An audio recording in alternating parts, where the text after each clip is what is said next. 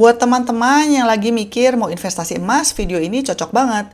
Emas itu memang salah satu aset klasik dan favorit banyak orang di Indonesia. Kenapa? Ya karena emas sering dianggap sebagai safe haven atau aset yang nilainya cenderung stabil bahkan naik di saat kondisi ekonomi lagi nggak menentu. Bayangin aja, dari zaman kakek nenek kita dulu, emas sudah menjadi simbol kekayaan dan keamanan finansial.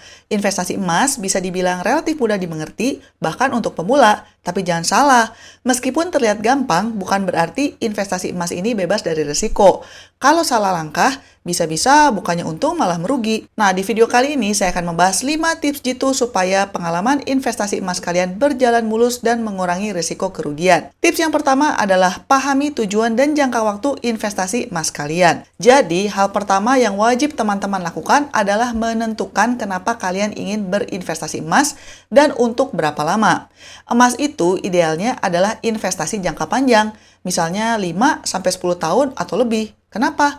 Karena harga emas itu fluktuatif dalam jangka pendek, bisa naik turun dalam hitungan minggu atau bulan. Kalau kalian berharap untung besar dalam waktu singkat, emas mungkin bukan pilihan terbaik.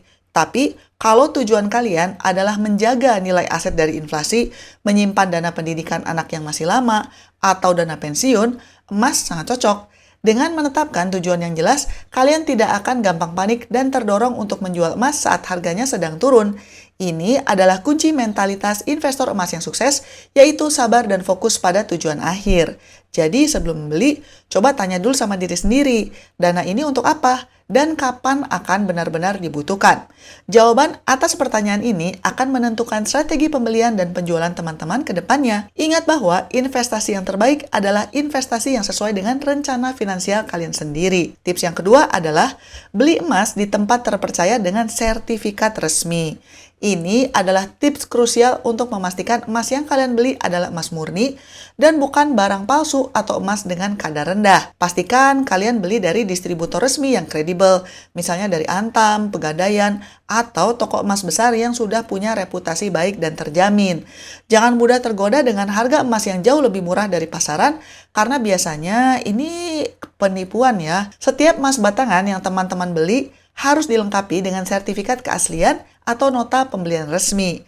Sertifikat ini adalah bukti legal yang menjamin kadar dan berat emas kalian. Sertifikat ini juga sangat penting ketika kalian memutuskan untuk menjualnya di kemudian hari. Tanpa sertifikat, proses penjualannya akan jauh lebih rumit, harganya bisa dipotong, bahkan ada risiko ditolak. Kalau nggak bisa dijual ya uangnya jadi gosong dong. Selain itu, pertimbangkan juga jenis emas yang kalian beli. Untuk investasi, saya sarankan untuk beli emas batangan karena harganya murni dihitung dari berat emas itu sendiri dan biaya pembuatan atau ongkosnya cenderung kecil atau tidak ada.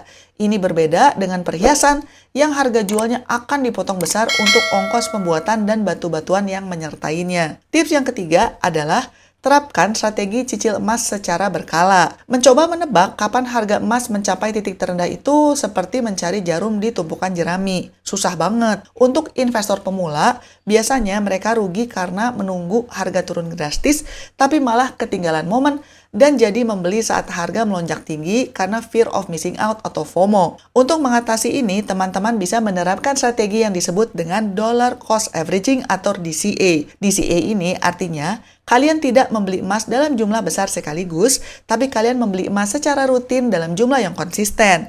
Misalnya, tiap bulan nih, terlepas dari apakah harga emas sedang naik atau turun, tiap tanggal 5, kalian sisihkan 500.000 untuk membeli emas berapapun harga per gramnya saat itu. Dengan begini, rata-rata harga beli emas kalian menjadi lebih stabil dari waktu ke waktu. Ketika harga naik, kalian memang mendapatkan emas lebih sedikit, tapi ketika harganya turun, kalian bisa mendapatkan emas yang lebih banyak, yang pada akhirnya menurunkan harga rata-rata secara keseluruhan.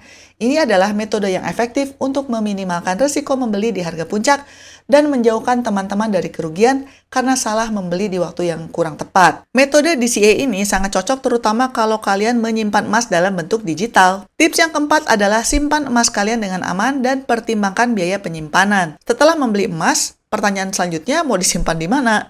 Emas fisik adalah aset berharga yang rentan terhadap risiko kehilangan atau pencurian. Kalau kalian menyimpan emas di rumah, pastikan tempatnya sangat aman dan rahasia. Tapi kalau kalian menyimpan di rumah, itu memang resikonya sangat tinggi ya, karena bisa hilang, bisa kecurian, kebakaran, kebanjiran, dan sebagainya. Untuk investasi dalam jumlah besar, ada baiknya teman-teman mempertimbangkan untuk menggunakan jasa safe deposit box. Ini biasanya ditawarkan oleh bank atau jasa penyimpanan lainnya, tapi memang membutuhkan biaya sewa tahunan. Ya, dihitung-hitung aja lah baiknya bagaimana. Memang ada biayanya, tapi kalian akan mendapatkan keamanan ekstra dan juga ketenangan pikiran. Alternatif lainnya adalah berinvestasi emas di platform digital. Tapi ini sayangnya ada juga biaya administrasinya. Terlepas dari apakah harga emasnya itu naik atau turun, kalau kalian menyimpan emas di platform digital dan kalian mau mencetak emas itu, maka kalian juga akan terkena biaya. Semua biaya ini akan mengurangi potensi keuntungan kalian. Jadi pastikan dihitung dulu supaya total keuntungan bersihnya tetap maksimal. Dan tips yang kelima adalah pantau perkembangan harga emas tapi jangan emosional. Sebagai investor emas, teman-teman perlu memantau pergerakan harga baik di pasar domestik maupun global. Harga emas sering dipengaruhi oleh isu-isu ekonomi makro seperti inflasi, nilai tukar dolar Amerika Serikat, dan juga kebijakan bank sentral. Dengan memantau berita, kalian bisa mendapatkan gambaran umum kapan waktu terbaik untuk membeli, atau yang lebih penting, kapan waktu terbaik untuk menjual saat harga sedang optimal. Tapi, kunci untuk tidak rugi adalah jangan pernah membuat keputusan berdasarkan emosi. Jangan panik dan langsung menjual kalau harga tiba-tiba turun, tapi jangan juga terburu-buru membeli saat harga melambung tinggi karena takut ketinggalan. Pergerakan harga dalam jangka pendek adalah hal yang wajar dalam investasi emas. Lagi-lagi, ingat tips yang pertama, yaitu pastikan kalian punya tujuan dan jangka waktu yang jelas. Kalau tujuan teman-teman masih jauh, ya biarkan aja fluktuasi jangka pendek itu terjadi, jangan panik. Jual hanya ketika kalian sudah mencapai tujuan investasi atau saat harga emas sudah mencapai target profit yang kalian tentukan di awal. Tetap tenang, rasional, dan disiplin adalah resep rahasia untuk menghindari kerugian dalam investasi emas. Semoga 5 tips ini membantu teman-teman dalam berinvestasi emas dengan lebih cerdas dan minim kerugian. Coba komen di bawah, apa kalian sudah mulai investasi emas atau baru mau mencoba? Silakan komen di bawah. Sekian dulu episode kali ini dan selamat mencari kebahagiaan. Bye-bye.